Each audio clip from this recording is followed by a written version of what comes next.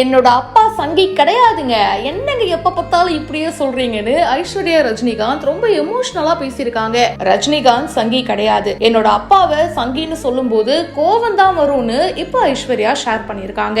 லால் சலாம் படத்துடைய audio launch நடந்துச்சு and இதுல பல விஷயங்கள் பேசியிருக்காங்க. முக்கியமா ஐஸ்வர்யா ரஜினிகாந்த் அவங்களோட அப்பாவை பத்தி பேசியிருக்காங்க. ரஜினிகாந்த் சங்கி கிடையாது, அப்பாவை சங்கின்னு சொல்லும் போது கோவம் தான் வரும். இப்ப சொல்றேன், ரஜினிகாந்த் சங்கி கிடையாது, அவர் சங்கியா இருந்திருந்தா லால் சலாம் படத்துல நடிச்சிருக்கவே மாட்டாரு அப்படின்னு இப்போ ஐஸ்வர்யா ரஜினிகாந்த் ஷேர் பண்ணிருக்காங்க. ரொம்ப எமோஷனலா பேசிருக்காங்க. தன்னோட அப்பாவை பத்தி ஒரு ரூமர் வருது அப்படின்னா அது ரொம்பவே கஷ்டமா தானே இருக்கும். சோ எப்ப பார்த்தாலும் சங்கி சங்கின்னு சொல்றாங்க, ஆனா உண்மையிலேயே அவர் அப்படி கிடையாதுங்க அப்படின்னு இப்போ ஐஸ்வர்யா கிளாரிஃபை பண்ணிருக்காங்க. இந்த படத்துல அவர் நடிச்சிருக்காரு, ஏன்னா இது மனிதநேயம் மிக்க ஒரு உள்ளம் கொண்டவரால மட்டும்தான் இப்படி நடிக்க முடியும் அப்படின்னு ஷேர் பண்ணிருக்காங்க. இந்த ஆடியோ லான்ச்ல இவங்க பேசின விஷயம் இப்ப சோஷியல் மீடியால வைரலா ஷேர் ஆயிட்டு இருக்கு.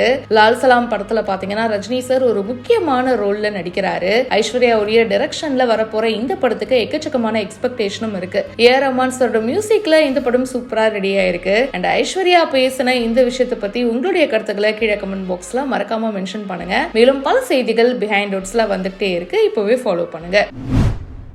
ஜாதி ஜாதிங்கிறிய ஜாதியாட உன்னை பெத்துச்சு உங்க அம்மாடா மடையா. என்னை பொறுத்த வரைக்கும் ஏழைக்கு செருப்பா இருப்பேன், எதிரிக்கு நெருப்பா இருப்பேன். ஆத்தா வரட்டுமா சொல்லி வை. சங்கர் இதுவரைக்கும் மிமிக்ரி பண்ண ஒரு விஷயங்கள் இவர் வாய்ஸ் யாருக்கு செட் ஆகுதோ ஆளையோ, கேப்டன் நம்ம விஜயகாந்த் ஐயாவுக்கு மட்டும்தான் நல்லா செட்டில் ஆகிருக்கு. அது மாதிரி இவர் நிறையா படம் நடிக்கணும்னு நான் கடவுள்கிட்ட வேண்டிக்கிறேன். சிங்கப்பூர் செல்லணும், அதில் என்னுடைய உயிர் நண்பர், அதை விட சொல்லப்போனால் என்னுடைய தம்பி ரோபோ சங்கர் நடிச்சிருக்கிறது ரொம்ப பிரமாண்டமாக இருக்குது. இந்த படம் ஃபஸ்ட் ஸ்டாப் நான் பார்க்கும்போது படம் போனதே எனக்கு தெரியலை, அவ்வளோ பிரமாண்டமாக இயக்குனர் பண்ணியிருக்காரு. இது மாதிரி நிறையா படங்கள் இவர் கிடைக்கணும்னு நான் கடவுள்கிட்ட வேண்டிக்கிறேன்.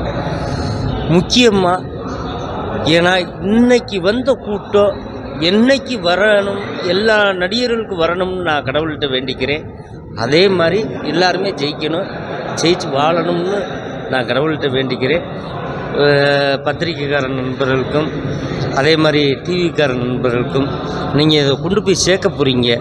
நீங்கள் சேர்த்தாத்தே நாங்கள் பெரிய ஆளாக முடியும். இதை விட இந்த மக்கள் பார்க்குறவங்க கை தட்டினாத்தே நம்ம பெரிய ஆளாக முடியும்.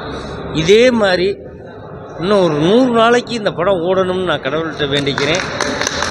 ரோபோ சங்கர் இதுவரைக்கும் மிமிக்ரி பண்ண ஒரு விஷயங்கள் இவர் வாய்ஸ் யாருக்கு செட் ஆகுதோ ஆளையோ, கேப்டன் நம்ம விஜயகாந்த் ஐயாவுக்கு மட்டும்தான் நல்லா செட்டில் ஆகிருக்கு.